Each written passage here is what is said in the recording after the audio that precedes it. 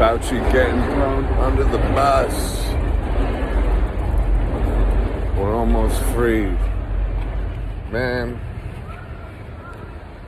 some of us can see this whole thing play out because some of us, I think, like people that have like engaged in the, the study of MPD abuse and really just evil in general, I have a really easy time seeing all this. And the people that haven't really have a difficult time seeing it. And it's super interesting because it reflects MPD abuse, but like on a mass scale. Like it's definitely like being in a very abusive, toxic relationship, like with the government, and like all the tactics like gaslighting, and it's like if you've come from a family of origin of MPD abuse, and when you first discover that you've been scapegoated or you've been lied to or you've been misled, it's like the realization of that is crushing and it's hard to fathom. And for people, it's like a confrontation with evil. An evil you were susceptible to, so it's your own responsibility ultimately.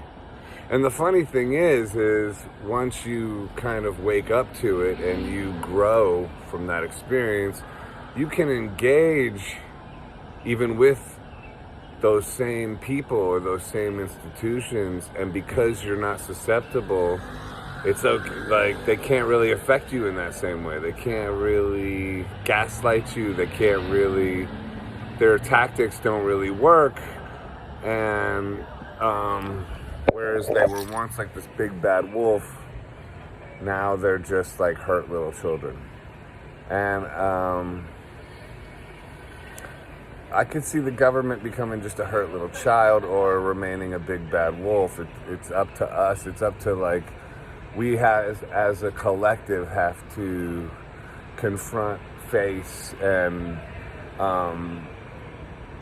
call it out. Our collective voices all need to rise up, and then it'll just become a small little thing that'll be like, oopsie, sorry, and then, you know, you'll get your Nuremberg trials, and they'll like throw people under the bus, and we as a collective can whip them into shape. But otherwise, we'll be oppressed, and you know, there's historical precedent to what happens when you allow, you know, power to go unchecked. Absolute power corrupts absolutely, type of thing. But it's just like waking up to evil, waking up to the reality of evil. I think that's where a lot of people are just like, forget it, I won't see it. They can't see it. And it's not even to take it personally, or to get upset, or to call them sheep, or this, that, and the other. I mean, I understand that frustration, but it really is like mass hypnosis, and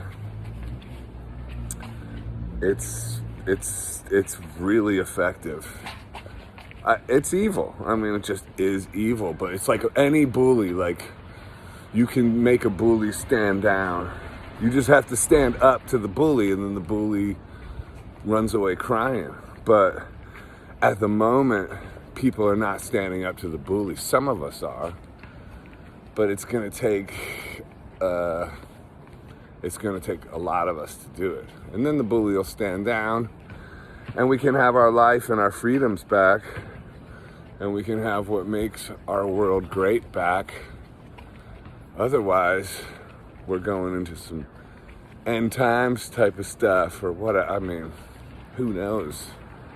Who knows? But MPD abuse, man. MPD abuse on the personal level. Like, it's interesting how all those narcissistic personality disorder YouTube channels became so popular and obsessive right before all this happened, because that was a personal level expression of what we are facing now in a more impersonal or universal way.